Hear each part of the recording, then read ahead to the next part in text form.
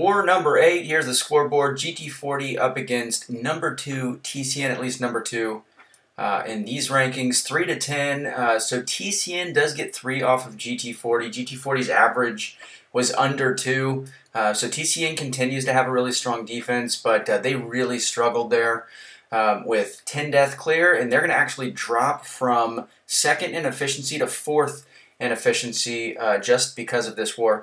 Number 3, D69, they have another win, a strong clear, 4 to 6 against MIBR. Salty up against my alliance LVT, and it was a bloodbath. Salty with a near perfect clear. They had 1 death on a boss, and yeah, I don't know. It's just been a really, really rough and disappointing season for LVT. But we knew when we matched Salty that it was going to be a very tough one. So they're strong.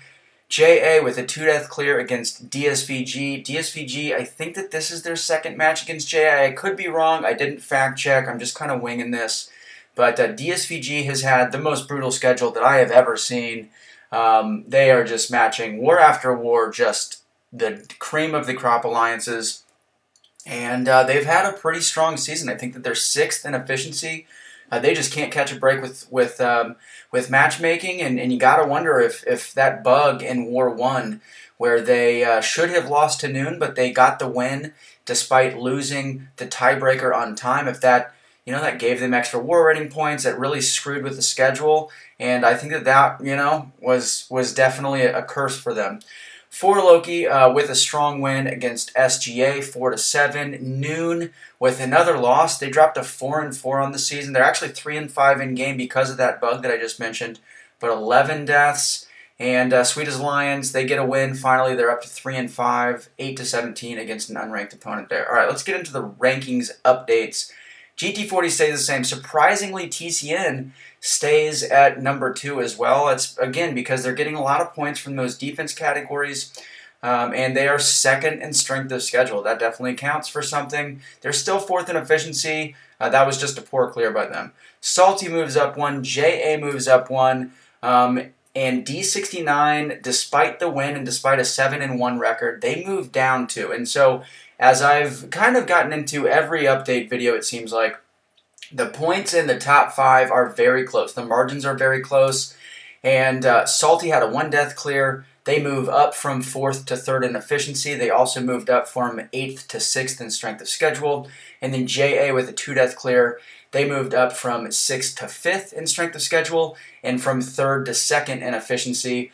And here's kind of some contextual information comparing Salty, JA, and D69 and why D69 got lapped by Salty and JA despite the discrepancy in their records.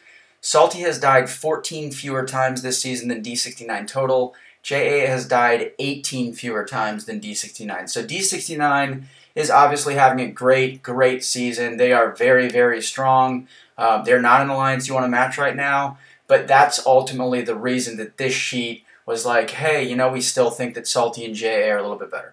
All right, XK9, they move up 2. 4 Loki stays the same. DSVG drops 2. Let's move on to 11 through 20.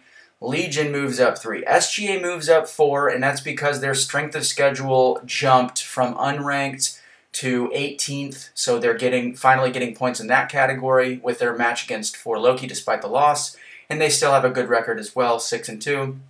Noon with another tough war. They drop 2 spots. They're 13th now. MIBR, they won. Wait, did they win? I think that they lost, actually. I think that they lost 4 to 6. But regardless, they drop 1. PBT drops 1 with a loss. PYCB drops 1 with a loss.